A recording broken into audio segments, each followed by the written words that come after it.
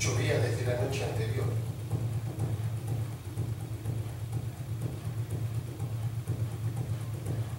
La selva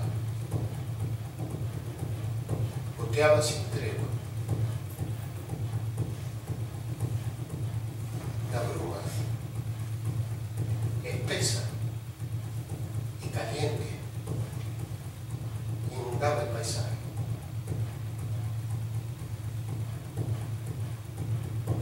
En lo más alto de un nogal, acurrucado en una horqueta, el hombre terciario esperaba pacientemente que dejara de caer agua. El cobertizo que lo cubría goteaba por todas partes y después de 14 horas de lluvia tenía la espalda completamente mojada. Consideró un rato largo los agujeros del techo. Parpadeó rápidamente.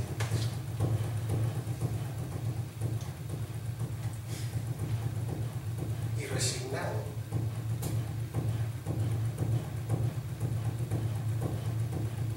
cambió de postura.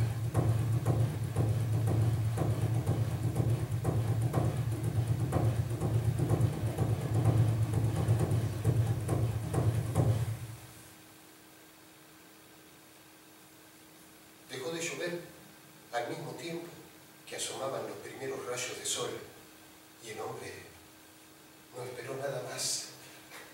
Abandonó el refugio con un hambre atroz. Ya no había nueces alrededor, así que se lanzó por la selva de rama en rama, evitando pisar la vegetación del suelo porque era un enjambre oscuro de humedad apestado de reptiles venenosos. 2 horas anduvo viajando colgado de rama en rama con la fuerza de un acróbata de palo chino de circo. 2 horas hasta poder bajar en tierra firme.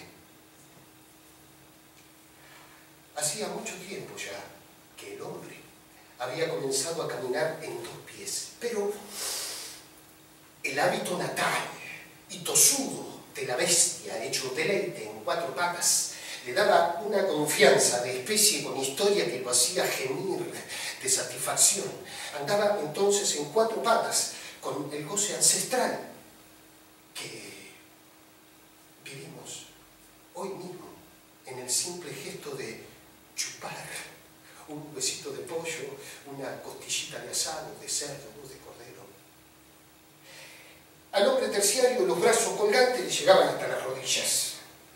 Un pelo áspero le cubría el cuerpo entero.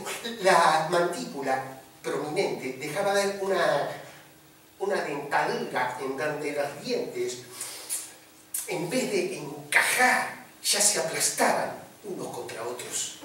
El gorila terminaba ahí. La cabeza tenía más volumen. El cráneo ya se había dilatado por el esfuerzo de las 4 o 5 ideas que tenía y para cuya torturante elaboración tenía que ponerle toda su potencia sanguínea y muscular. El hombre prosiguió su marcha hasta que un alarido de hambre y de guerra, lo lanzó nuevamente a los árboles, buscando refugio.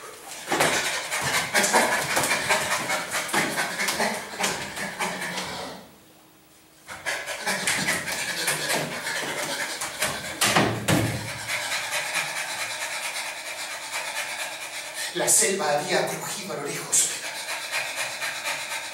Los ruidos de gajos rotos se hacían oír cada vez más cerca, más secos y concretos. No importaba quién apareciera. No había surgido un ser más desamparado que él. Cualquiera de los animales era infinitamente superior en cuanto a especie que pudiera perdurar en el tiempo por su potencia. Durante miles de siglos, el hombre fue exterminado sin tregua, gracias a su miseria de defensa. Cuando iba a beber, cuando estaba por alcanzar una fruta madura entre las lianas colgantes, y sobre todo, lo más terrible, era asaltado durante el sueño en su propia guarida.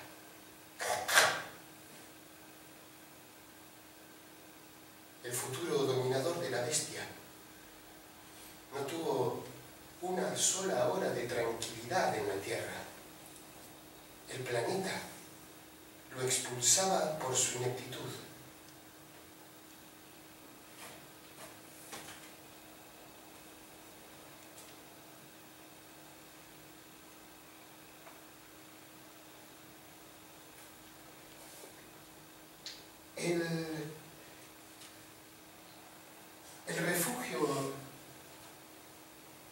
El refugio aéreo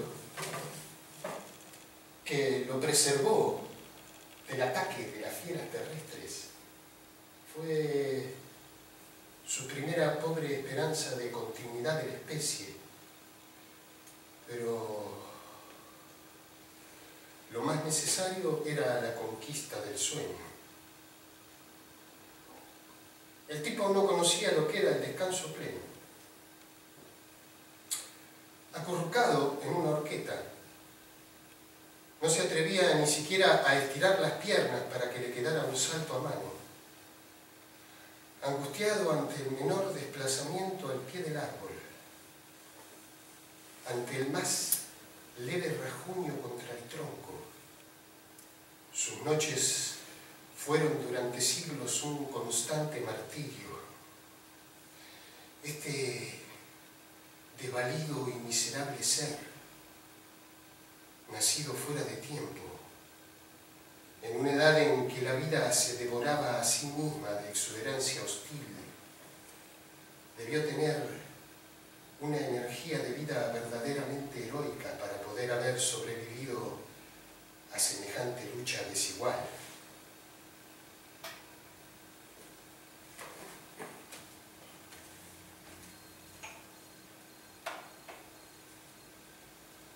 El hombre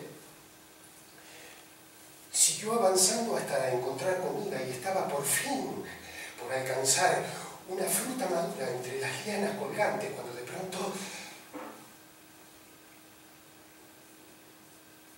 enfrente suyo estaba un semejante, quieto también. Durante un instante ninguno de los dos se movió, hasta que de la arborícora brotó un bramido rotundo.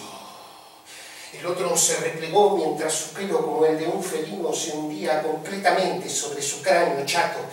Era una hembra.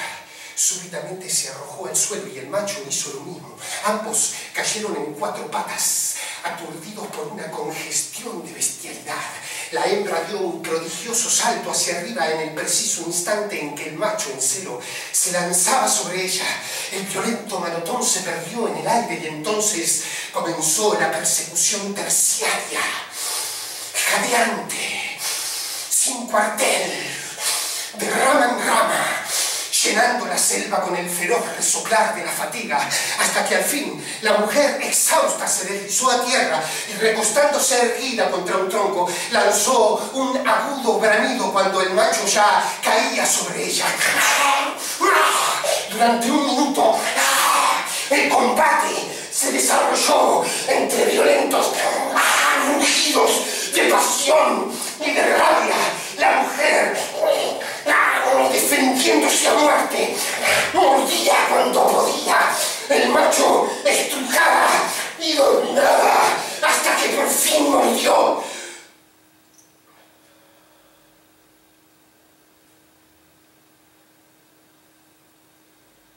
El chillido de la hembra puso fin al combate y enseguida eran amantes, amansados, que se confundían en un gruñido de goce mutuo. Fundirme en ti, deshacerme en ti, mezclarme, romperme, para volver a nacer. Después se me sube y se me va. A momentos voy a explotar de solo pensar en tu olor y en tu calor.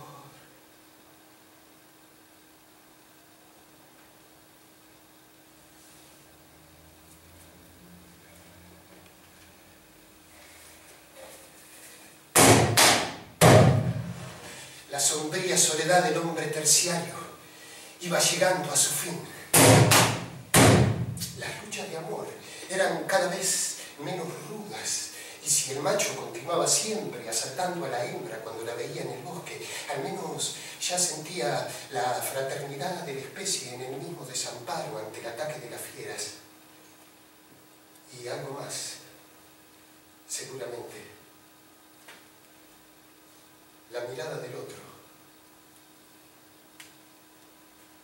con un sentimiento de idéntica angustia, que no era precisamente miedo animal, con un abatimiento que no era justamente modorra de bestia.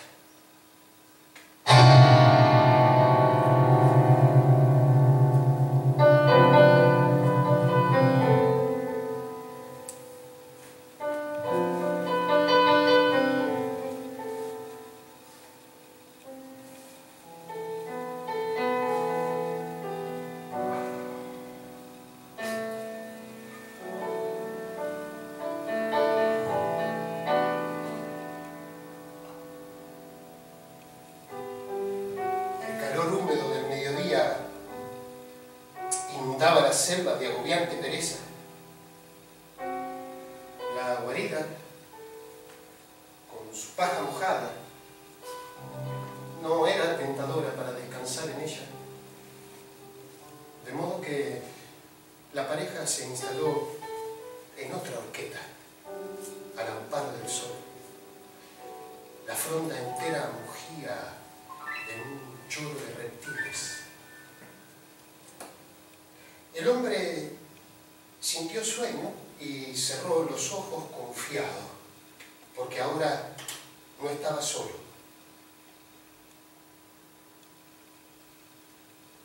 La mujer se quedó mirando a su compañero dormido mientras le agarraba un pelo del pecho y lo estiraba pensativa. Luego se quedó inmóvil, observando el refugio mojado.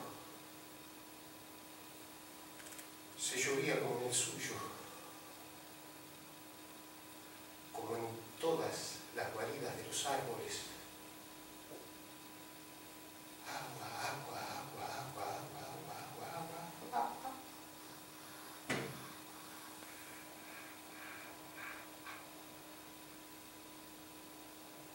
En el sordo anhelo de la especie seguía definiéndose cada vez más.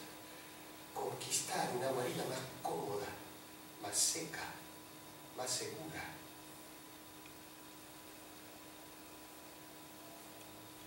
La mujer se aburría.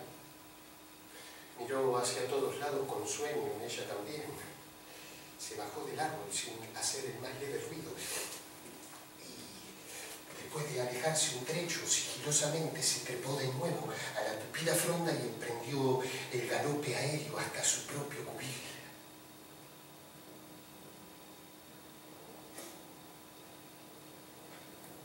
Cuando el macho se despertó y se encontró nuevamente solo, después de haberse quedado dormido tranquilo porque estaba acompañado, se quedó gruñendo durante un rato largo.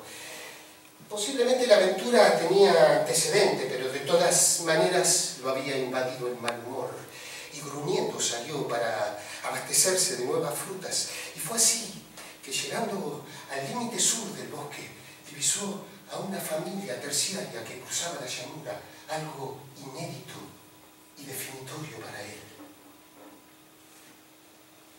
Eran padre, madre y 3 hijos. El padre iba adelante, los 3 cachorros detrás, y luego, bastante lejos, la mujer. Caminaban como quien, esperando el peligro de costado, de frente y de atrás, avanza con los nervios tendidos en un solo resorte de inquietud. Se venía la noche.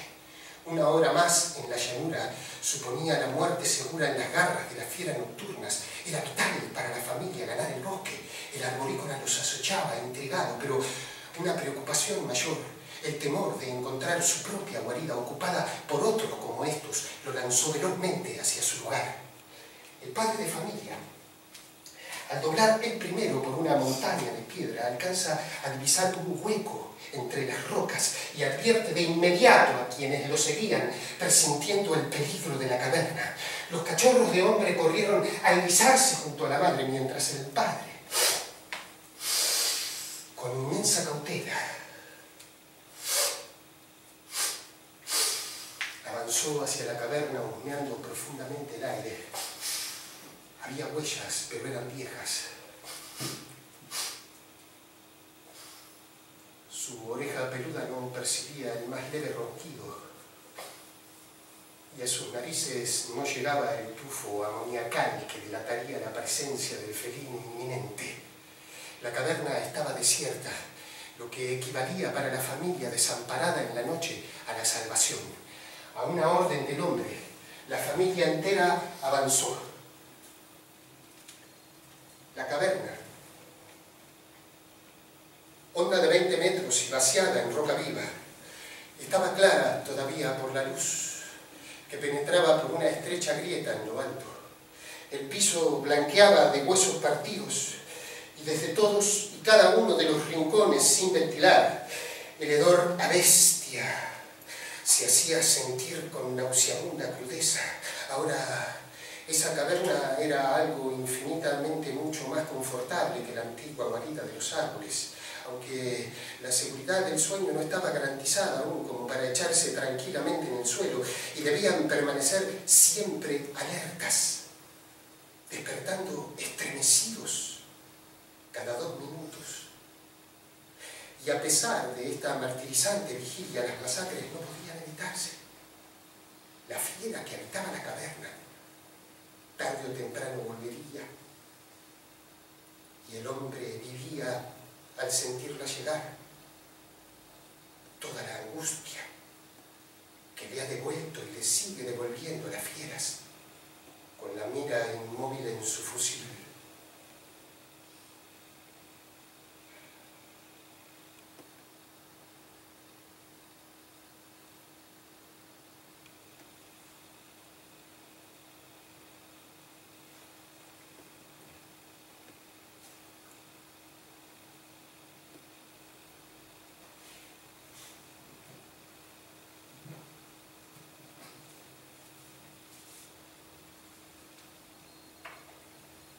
Al amanecer, la familia familia salió famélica a la selva y estaban arrancando algunas raíces cuando de pronto el padre lanzó un grito gutural. Los cachorros que masticaban en cuclillas se lanzaron a las ramas más altas de un árbol, mientras la madre se quedó a la expectativa en la primera horqueta. Un leve ruido de hojarasca indicaba un avance cauteloso. De la maleza desembocó un animal, como una especie de ciervo, que avanzaba humeando inquieto. El padre de familia giró sigilosamente alrededor del tronco y cuando el cervato pasó, le cayó por detrás, sobre los cuernos, con un áspero ronquido. Durante un momento el cervato pudo mantener rígido el pescuezo contra los terribles brazos que lo tiraban hacia atrás, pero cedió y al sordo mugido y al crack de las vértebras rotas le siguieron los aullidos salvajes de la hembra y los cachorros que ya bajaban del árbol, ávidos de carne palpitante.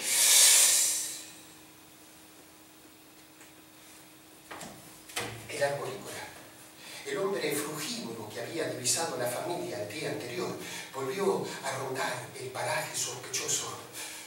Ojeó durante un rato largo los contornos con los oídos alertas, hasta que al fin escuchó un largo grito al que le respondían dos gritos más débiles. Se bajó del árbol y se dirigió sigiloso hacia donde provenían las voces.